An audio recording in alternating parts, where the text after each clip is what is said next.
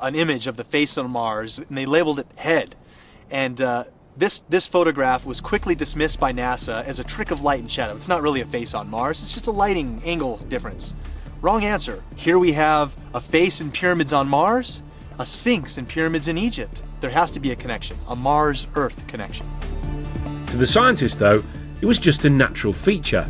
This is the kind of thing that we see on the Earth in various places. There's a famous one in New Hampshire in the United States called the Old Man in the Mountain. And there's a tendency among us humans to try to see images of ourselves in nature. And here was a perfect example, but happened to be on Mars. The common sense explanation is simple.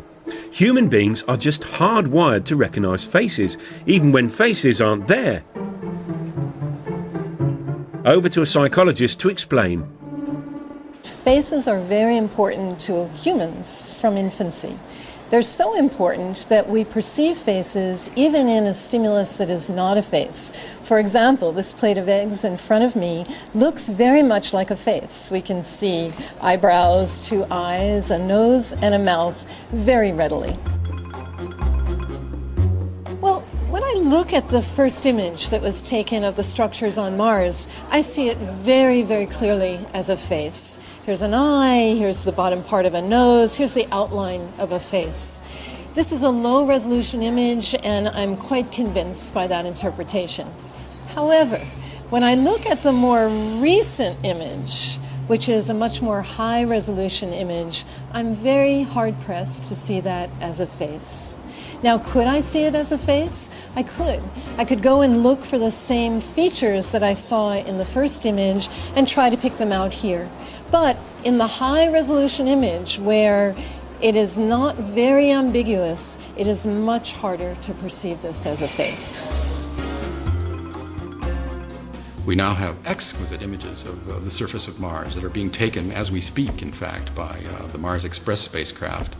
And we see extraordinary detail on the surface of that planet, but we see no evidence of anything artificial. So Mars may not have a sphinx, and it probably doesn't have any pyramids. And so far, it hasn't got any signs of life at all. So where do the ancient aliens come from? It's time to consult someone who should really know. An alien herself. Lisa Royal Holt, a cosmic medium, claims she can communicate with aliens. Apparently, she hooks up to the extraterrestrials by putting herself into a self-hypnotic trance. She says she's been doing it for years. It wasn't until I was in college when I was studying hypnosis, and I learned to put myself in an altered state. And when I did that, I started to realize that I was very intuitive and that sometimes I would receive messages. I'm able to actually hear or sense the communications and then verbally communicate them. Right now, her favourite phone buddy is a female alien called Sasha, who takes over Lisa's brain and communicates through Lisa's voice. We are about to do a channeling session. I will go into a meditative state. You are going to hear from Sasha, who says she's from the Pleiades. You mean the Pleiades, a cluster of stars in the constellation of Taurus, otherwise known as the Bull. Tell us, Sasha, if it's not too personal a question, what do girls from the Pleiades look like? In my world, I actually do have what you would know to be a physical body, though it exists in a slightly different dimension. I could walk down your street and pass as a human, but you would probably look at me and feel there was something strange about me. Sasha says her people were intergalactic empire builders who roamed the universe thousands of years ago, taking over other planets and building vast monuments as they did. Ironically, one of their first colonies was apparently on Mars. We used some of the bases there as colonies. What has been found now on Mars represents the tip of the iceberg of what is still on Mars. But Mars was merely a stopover for Sasha's people. She says they soon turned their attention to us. My forefathers thus have been very interested in Earth for a very, very long time. It's time to find out the answer to the biggest question of all about the ancient astronauts. Why did they come here? According to Sasha, they may have been up to more than building monuments and starting civilization. Could they have created the human race? If alien astronauts really did visit us thousands of years ago, and that's rather a big if, then the obvious question is why? What is it? I don't know. Well, according to Lisa Holt, or rather her alien mate Sasha, there's a perfectly sensible answer. The aliens chanced upon our pre-human ancestors and then started messing with our DNA, a process she calls upliftment. My sources have said that the extraterrestrial genetic projects on Earth have been going on for thousands of years.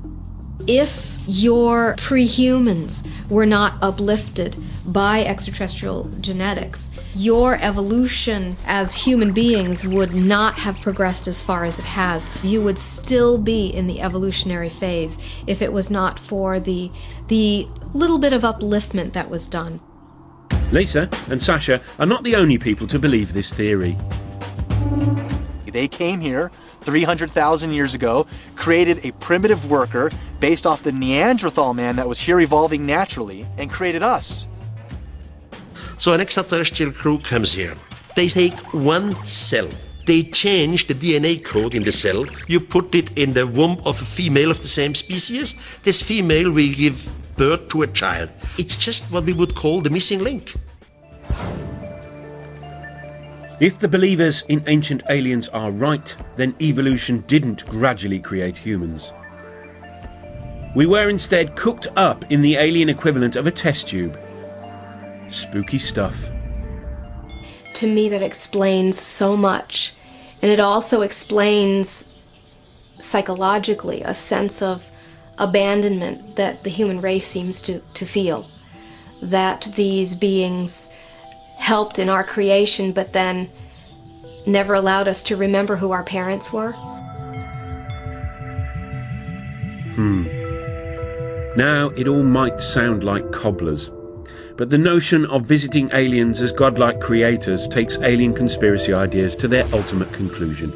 And for author Brian Appleyard, it even hints at the role aliens now have in our culture. The idea that aliens once visited Earth and gave us this technology, this capacity, and pointed us up some progressive path, showed us the way to go, is a great idea for people to hold on to. Because one of the problems of the modern world is that people don't have anything to hold on to. And the story of ourselves we're given by science is frankly that we're nothing, it doesn't mean anything. The thing about the alien in the past is that it gives us a story. And that's fundamental to what people need to believe about themselves. Whatever comfort the idea that aliens visited us in the past gives some people, chances are it never happened. But hey, if it did, then maybe, just maybe, the greatest monument they left behind wasn't a giant feat of engineering like the pyramids, but a brilliant little piece of genetic engineering called us.